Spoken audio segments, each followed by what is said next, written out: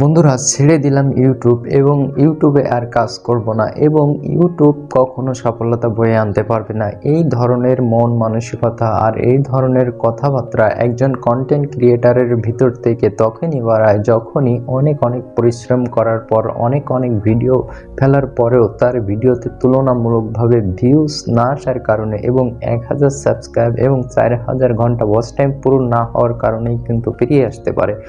কিন্তু অনেক content creator আছে 1000 সাবস্ক্রাইব এবং 4000 ঘন্টা ওয়াচ টাইম পূরণ করার পরেও তাদের মনিটাইজেশন চালু হওয়ার পরেও কিন্তু ইউটিউব চ্যানেলকে ছেড়ে দিয়েছে। তারা ওই ইউটিউব চ্যানেলটার ধারাবাহিকতা ধরে রাখতে পারেনি, ওই ইউটিউব চ্যানেলের ভিউজ অ্যান্ড সাবস্ক্রাইবকে ধরে রাখতে পারেনি এবং তাদের ওই চ্যানেলটাকে নিয়ে তারা সামনের দিকে আগাতে পারেনি।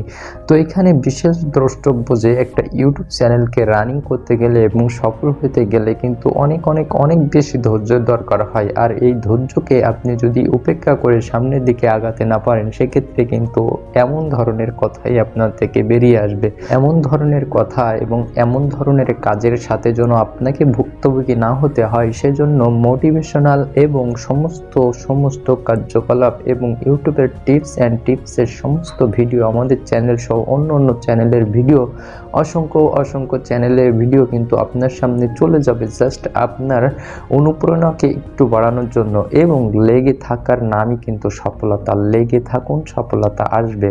আজকে হয়তো আপনার ভিডিওতে ভিউজ নেই, টুডে অ্যান্ড টুমরো ভিউজ কিন্তু একসময় চলে আসবে। জাস্ট আপনার ধৈর্য, আপনার সফলতা, আপনার ব্যক্তিগত আইকিউ, আপনার ভিডিও এডিটিংয়ের দক্ষতা এবং আপনার ভিডিওর উপস্থাপনায় কিন্তু আপনার সাফল্য বয়ে আনতে পারে। সেক্ষেত্রে ছেড়ে দিলাম, হাল ছেড়ে দিলাম এই ধরনের কথা বলে বা এই ধরনের হতাশাব্যঞ্জক কথা বলে কিন্তু আমাদের মানসিকতাকে দুর্বল করার কোনো সুযোগ নেই। তো আপনি জাস্ট একটু কষ্ট করে, যত সব বড় কন্টেন্ট ক্রিয়েটার দেখছেন তারাও কিন্তু একসময় তাদের ভিডিওতে ভিউজ আসছিল না এবং তাদেরও চিন্তা চেতনা এমন ধরনের আসছিল যে ছেড়ে দেব, কিন্তু ছেড়ে দেওয়ার পরেও কিন্তু এই ধরনের চিন্তা চেতনাকে তারা উপেক্ষা করেই কিন্তু সামনের দিকে আগিয়ে গেছে। দেখেই কিন্তু তারা আজকে 2 লাখ 4 লাখ 5 লাখ পরিবারের একজন কন্টেন্ট ক্রিয়েটার হয়েছে। জাস্ট সে কি করেছে, লেগে থেকেছে এবং নিজের উপরে বিশ্বাস রেখেছে এবং ইউটিউবে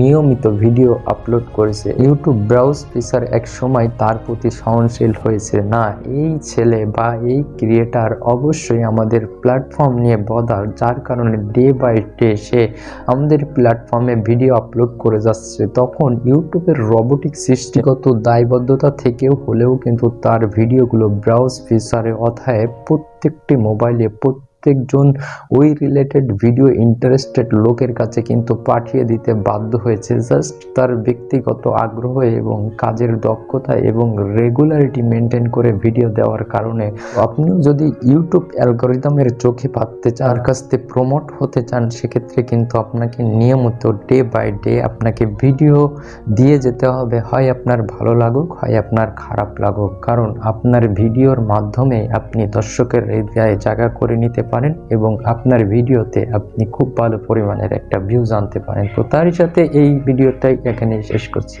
আল্লাহ হাফেজ।